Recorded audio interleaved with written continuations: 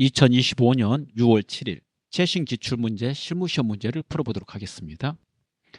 대전 상사는 가방을 판매하는 개인 기업으로 단기 회계기간은 1월 1일부터 12월 31일이다. 전산 세무회계 수업용 프로그램을 이용하여 다음 물음에 답하시오.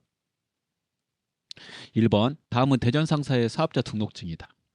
회사 등록 메뉴에서 입력된 내용을 검토하여 누락번호 추가 입력하고 잘못된 부분은 정정하시오.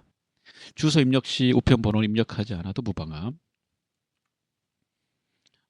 해당되는 내용을 점검하실 때 지금 이렇게 체크하고 있는 부분을 하나씩 보시고 잘못된 걸 확인하시면 되겠습니다. 자, 프로그램에서 기초정보관리의 회사 등록을 누릅니다. 자, 교재 봐주시고 회사 이름은 좌측에 있고요. 예, 개인은 이렇게 구분에 들어 있습니다. 예, 일반 과세는 이 자리에 있고요. 첫 번째 틀린 걸 볼게요. 예, 사업자 번호가 틀렸거든요. 자, 고치겠습니다.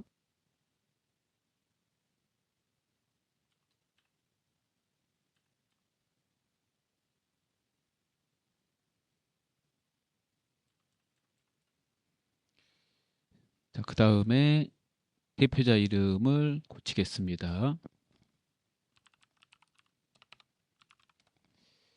그 다음에 생년월일을 주민번호로 확인하시는 거예요. 이걸로. 예, 그래서 65년 5월 5일 확인하시고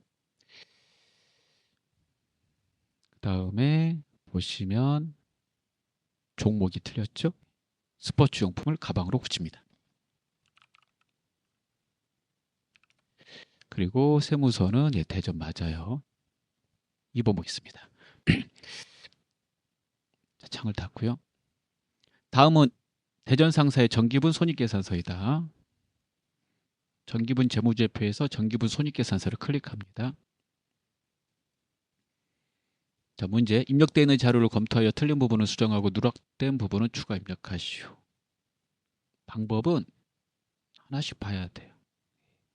하나씩 보셔야 됩니다. 그래서 첫 번째 매출액 보시고 이렇게 상품 매출, 그 다음에 매출원가, 상품 매출원가 봐야 되죠. 상품 매출원가 틀렸네요. 클릭하셔서 금액을 누르시면 돼요. 틀린 부분을 찾으시면 되는데 기초상품 재고액이 틀렸죠. 수정을 하고 확인 누릅니다. 이렇게 계속 찾아보셔야 돼요. 쭉 보시면 운반비가 누락돼 있어요. 운반비가 없죠? 누락된 건 하단에다 입력하시면 돼요. 운반비를 230을 입력합니다. 그 다음에 오른쪽도 계속 보셔야 돼요. 보시면 이자 비용 기부금인데 잡손실이죠. 그래서 기부금을 잡손실로 바꿉니다. 자, 그리고 마지막에 최종 당기순이익 6,280만 원을 확인하시면 되겠어요. 자, 수정했습니다. 3번 보겠습니다. 다음 자료를 이용하여 거래처 등록 메뉴에서 거래처, 금융기관을 추가로 등록하시오. 단 주어진 자료 외에 다른 항목은 입력할 필요 없음. 자, 그대로 넣으시면 돼요. 자, 기초정보관리에서 거래처 등록을 클릭합니다. 그리고 금융기관을 누르시고요. 여기 있는 대로 입력을 하시면 되겠어요. 자, 코드에다가 98006 우리은행 보통예금.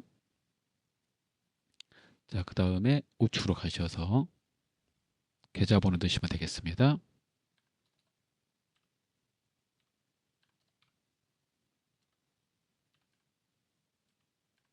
그대로 넣으시고요. 그 다음에 계좌 개설일을 넣어야 되겠습니다. 예. 지점은 안 나왔으니까 지점은 넣을 수가 없죠. 이렇게 하시면 되겠어요. 자, 그 다음 문제 보겠습니다. 대전 상사의 정기분 미수금과 기말 잔액은 다음과 같다. 거래처별 초기 2월에 입력된 자료를 검토하여 잘못된 부분은 수정 또는 추가 입력하여 주어진 자료에 맞게 정정하시오. 정기분 재무제표에서 거래처별 초기율을 클릭합니다. 그 지문에 맞춰서 좌측에 미수금 이렇게 누르고 우측에 거래처를 보세요. 도움상사 금액 틀렸죠? 수정. 태성상의 금액 틀렸어요. 수정. 미니상사 금액 맞고 마지막에 차액이 0인 걸 확인하셔야 돼요. 차액이 0인 거 확인하셨죠? 이번에는 좌측에 미지급금을 누르고요. 우측에서 유미상사 120, 소미상사 130 맞아요. 블루상사가 누락되어 있으니까 F2나 상단의 코드를 눌러서 블루상사 안 보이면 이렇게 블루라고 치시면 됩니다. 이렇게 스크롤바로 내려가셔도 되고요. 자, 블루상사 확인 금액 180을 입력합니다. 자, 차액이 0인 걸 확인하고 창을 닫습니다. 0인 거 확인하시고 4번입니다. 일반 점표 입력 메뉴를 이용하여 다음의 거래자를 입력하시오. 유의사항을 읽어보면 조교 입력은 생략, 부가가치세는 고려하지 않는다. 채권 채무 관련된 거래처는 별도 요구가 없는 한 반드시 이 등록된 거래처 코드를 선택하는 방법으로 거래처명을 입력한다. 거래처 자리에서 거래처 이름 쓰면 거래처 코드가 뜨거든요. 그거 엔터 쳐서 입력하라는 말이고 그 다음에 등록되어 있는 계정 과목 중에서 가장 적절한 과목으로 한다. 이렇게 되어 있습니다. 자, 전표 입력에 일반 전표 입력을 클릭합니다. 7월 5일을 치시고요. 자, 문제 읽겠습니다. 본사 건물에 에어컨을 수리하고 수리비 200만 원을 보통예금 계좌에서 2차에 지급하였다. 단 수익적 지출로 처리한다. 수익적 지출은 유형자산에서 쓰는 용어인데 비용 처리하라는 말이고요. 따라서 비용의 이름은 수선비로 처리하시면 되겠고 판매 관리비로 돼야 되겠죠. 자, 그러면 차변의 수선비 금액 200 비용의 발생 대변의 보통예금 자산의 감소 2번 문제 보겠습니다. 7월 31일입니다. 7월 31일 영업부의 건물분 재산세 20만 원을 보통예금 계좌에서 납부하였다. 재산세는 건물을 취득하고 내는 것이므로 취득 이후의 그 지출에 대해서는 취득 이후의 지출에 대해서는 자산 처리하지 않고 그게 경제적 가치를 상승하면 자본적 지출 그렇지 않으면 수익적 지출을 처리해요. 재산세는 수익적 지출을 처리하므로 세금이니까 세금과 공가 그 다음에 대변의 보통예금 쓰시면 되겠습니다. 3번입니다. 8월 11일입니다.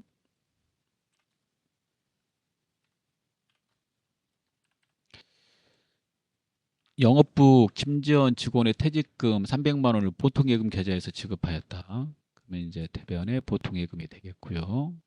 300. 자산의 감소죠. 지급일 현재 퇴직급여 충당부채 잔액 260이 있고 260이면 퇴직금이 300이니까 부족하죠. 퇴직급여 충당부채 잔액은 직원이 퇴사를 하게 될 경우 퇴사에 대비해서 회사가 만들어 놓은 충당금이므로 퇴사 시에 이를 없애야 돼요. 그래서 그거 부채니까 부채의 감소 차변에 써야 돼요. 차변에 퇴직급여 충당부채 퇴직급여 충당부채 비유동부채입니다. 260 쓰시고 그 다음에 부족분은 비용 처리해야 돼요. 퇴직급여로 영업부 직원이니까 판매 관리비가 되겠고 40만 원 이렇게 처리하시면 되겠습니다. 차변의 퇴직급여 충당부채 260 그 다음에 차변의 퇴직급여 판매 관리비 40 대변의 보통예금 이렇게 처리하면 됩니다. 그 다음에 4번을 보겠습니다. 8월 25일입니다. 국제상사에서 상품 450만 원어치를 매입하고 당사가 보관 중인 매출처 오션상사에서 발행한 약소금으로 배서 양도하였다. 매출처 오션 상사에서 발행한 거니까요. 매출하고 받은 것이므로 받으러움이 되겠죠. 거래처는 오션 상사가 되겠고, 상품을 사왔다고 그랬죠. 그러면 차변에 상품을 쓰시고 금액 450, 돈은 가지고 있던 오션 상사 받으러움으로 줬으므로 받으러움을 없애고 오션 상사 넣어주시면 되겠습니다. 자, 그 다음에 9월 20일입니다.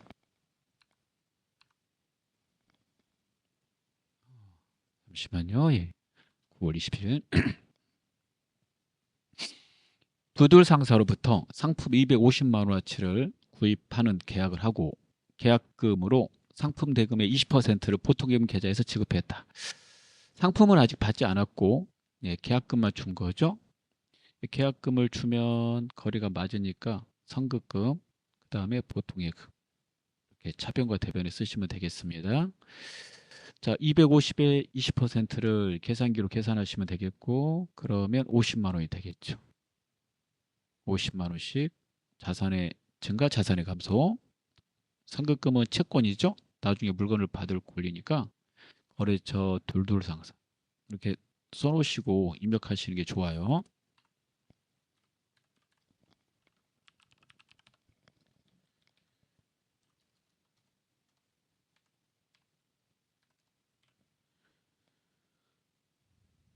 자, 이번에는요 6번 문제를 보도록 하겠습니다.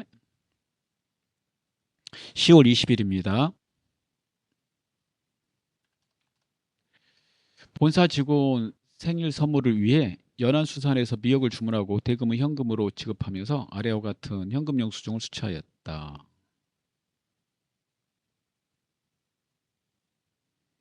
금액을 확인해 볼게요. 10만 원이네요. 본사 직원 생일 선물이라고 그랬죠. 그러면 이거 복리후생비, 판매 관리비 하시면 되겠고 그 다음에 대변에는 현금이 되겠죠.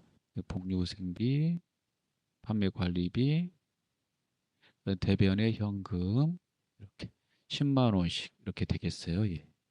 10만 원씩. 이거 출금을 하면 되죠.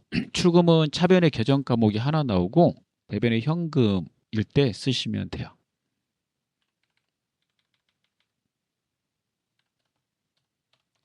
차변 대변으로 넣으셔도 됩니다. 편하실 대로 하시면 돼요. 두 가지로 입력할 수 있으니까 하나의 전표로 만드시면 돼요. 자, 7번을 보도록 하겠습니다. 10월 27일입니다. 대표자는 같은 와인 10병을 사업용 신용카드 하나카드로 결제하였다. 5병은 영업 관련 선물용으로 구매, 절반이 선물용으로 구매한 거래요. 영업 관련해서. 그러면 이거 기업 업무 추진비죠. 기업 업무 추진비. 그 다음에 나머지는 개인적인 용도. 개인 기업에서 개인적인 용도로 구입을 했다면 인출금으로 처리해요. 인출금. 기업 업무 추진비는 판매 관리비로 넣으시면 되겠고요. 전체 금액이 보시면 220이니까 110만 원씩 처리하시면 되겠죠. 그러면 차변에 일단 기업 업무 추진비 쓰고 110만 원, 차변에 인출금 110만 원, 대변에 카드죠. 신용카드 미지급금, 카드사한테 돈을 갚아야 되므로 거래처에 카드사를 넣어야 돼요.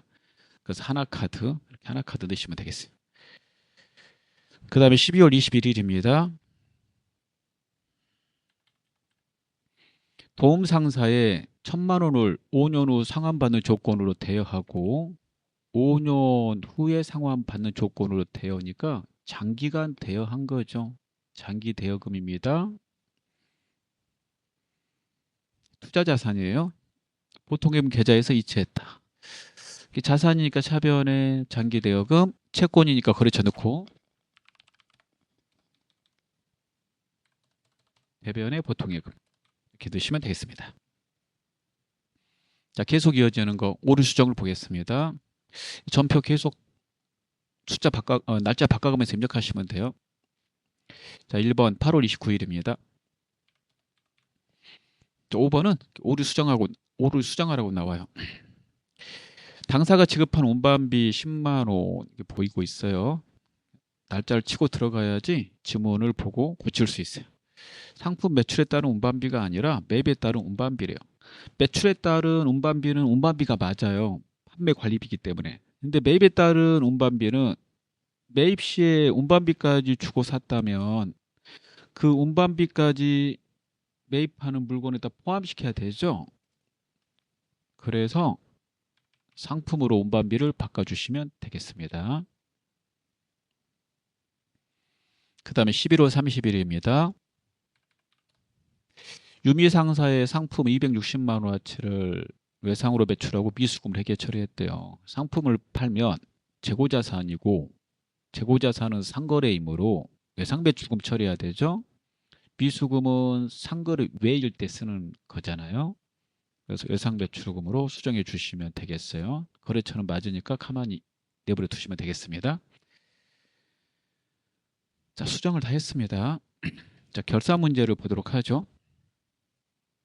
결산은 이제 수동하고 자동으로 구분해서 하셔야 되니까요. 일단은 계속 자동 결산 분계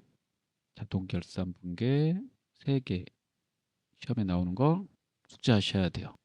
첫 번째 기말의 재고자산 정리하는 거, 두 번째 대손 충당금 설정하는 거, 세 번째 감가상각. 얘가 우리 2급 시험에 나오는 거거든요. 얘를 뺀 나머지는 수동이고 수동과 자동이 동시에 나올 경우 수동을 먼저 입력하셔야 되고요. 수동을 우리가 직접 넣는다고 해서 수동이라고 그럽니다. 일반 전표 12월 31일에다 넣어야 돼요. 수동은. 수동을 넣고 그 다음에 자동을 넣고 마무리하는 거예요.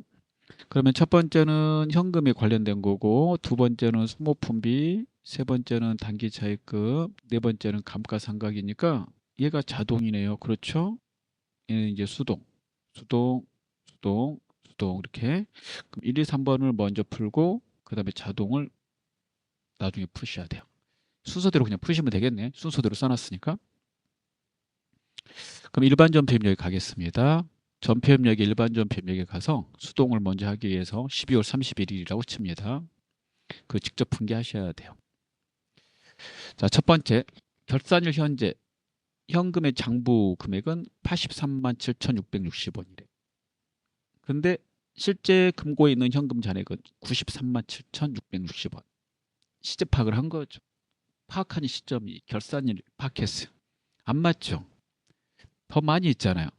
그러면 결산일 현재 시제 파악을 했을 때는 현금이 더 많아도 현금 가부적 계정을 쓰면 안 돼요. 현금 가부적 계정은 기중에 쓰는 거기 때문에 그래요. 기중에 써놨다가 결산일까지 찾으라고 그때까지 임시로 쓰는 거죠. 그래서 찾으면 그걸로 대체하고 못 찾으면 남는 거는 잡이익으로 부족한 건 잡손실로 하는 거예요.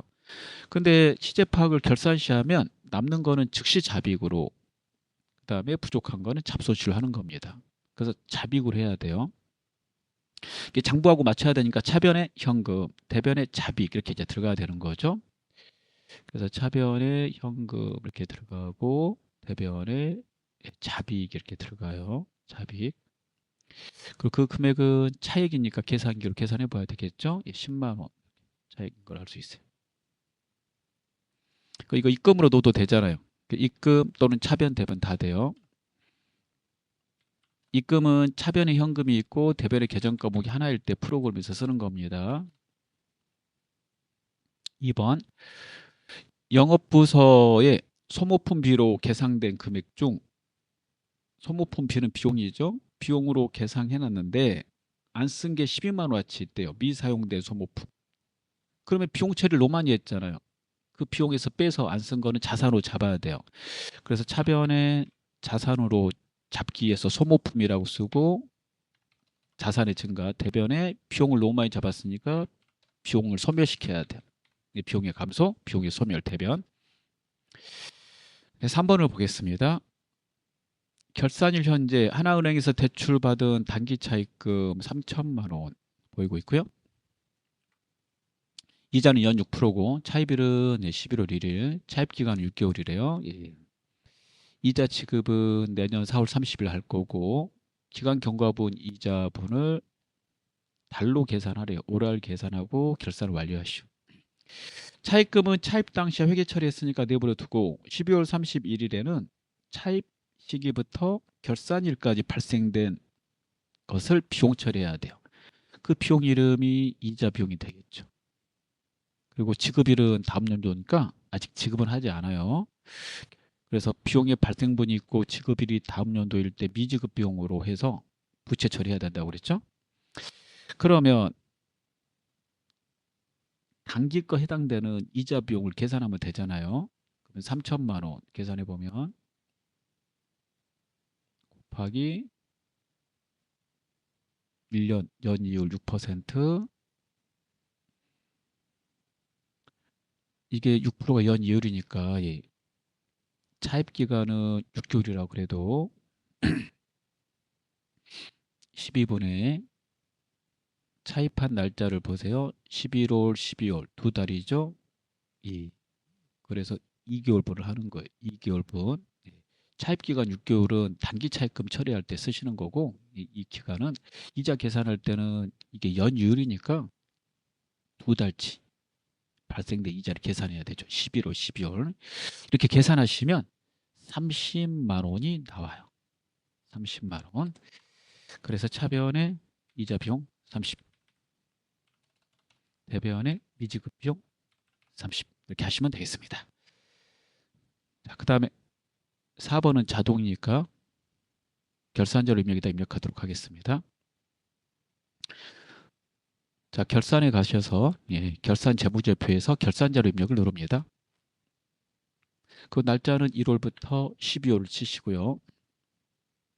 창이 뜨면 확인을 누릅니다. 감가상각과 관련된 자료를 넣기 위해서 판매비와 일반관리비에 가서 감가상각비 여기 가셔가지고 결산 반영 금액란에다가 해당되는 단기의 감가상각비 금액을 넣으시면 되겠어요. 비품에 대해서 한다고 그랬으니까 비품을 누르고 단기분 감가상각비를 계산하시오. 취득일은 2026년 7월 1일, 취득원가는 300, 잔존가치는 0, 내용연수는 5년, 정률법으로 삼각하고 삼각률은 0.451이고 월할 삼각하시오. 이렇게 돼 있어요. 그러면 정률법은 계산하는 방법이 공식을 외워야 되잖아요. 예, 정률법의 감가상각비 공식은 미상각 잔액 곱하기 정률이죠. 일정한 퍼센트로 감가상각하는 거, 이걸 다른 말로 상각률이라고 그래요. 그러면 미상각 잔액은 단기에 취득했으므로 300만 원이 되고 곱하기 0.451 이렇게 하시면 되겠어요. 이게 1년분이잖아요. 이 공식이 연간 감가상각비 1년분이에요. 여러분 이 공식 자체가 이게 1년치거든요. 1년분이므로 이 공식이 1년치를 계산하면 안 돼요. 왜요? 그러니까 7월에 취득했으니까 6개월분만 해야 되잖아요. 그래서 12분의 6, 즉 절반만 해야 돼요. 이렇게 계산하시면 그 금액이 67만 6,500원이 나오게 됩니다. 이 자리에다가 67만 6,500원을 이렇게 넣으시면 되겠어요. 그리고 다 입력이 끝나면 상단에 전표 추가를 눌러서 회계 처리가 되도록 해야 되겠죠. 일반 전표 추가로 추가하시겠습니까? 나오면 이해를 하셔서 추가되도록 해야 돼요. 이해해서 얘가 일반 전표에 넣기 때문에 자동이라고 그러는 거예요. 그리고 자동 결산 분기 완료를 보고 창을 닫습니다. 다음 거 보도록 하겠습니다. 이제 마지막 7번은 장부조회 문제입니다. 다음 사항을 조회하여 알맞는 답안을 1호 문제 답안 작성 메뉴에 입력하시오. 1번 6월 말 현재 거래처 시안 상사에 대한 외상배추금 잔액은 얼마인가? 거래처하고 계정 과목 물어보면 거래처 원장에서 조회하시면 돼요. 이렇게. 자, 그러면 장부관리에 거래처 원장을 클릭합니다. 그리고 내용대로 입력을 하시면 되겠어요. 첫 번째 6월 말 현재라고 그랬으니까 날짜에다가 6월 말을 넣으시고 두 번 넣으세요. 계정 과목의 외상 매출금 이 말풍선 버튼 이렇게 눌러서 하셔도 돼요. 거래처 자료에다가 시한 상사를 두 번 입력합니다. 이 말풍선 눌러서 시한 상사 하셔도 되고 여기에다 넣어도 들어가요, 여러분. 이런 식으로도 됩니다. 자, 그래서 잔액은 2,670만 원이 되겠습니다. 2,670. 자, 2번 창을 닫고 5월 1일부터 5월 31일까지 외상매입금 결제를 위해 지급한 금액은 얼마인가?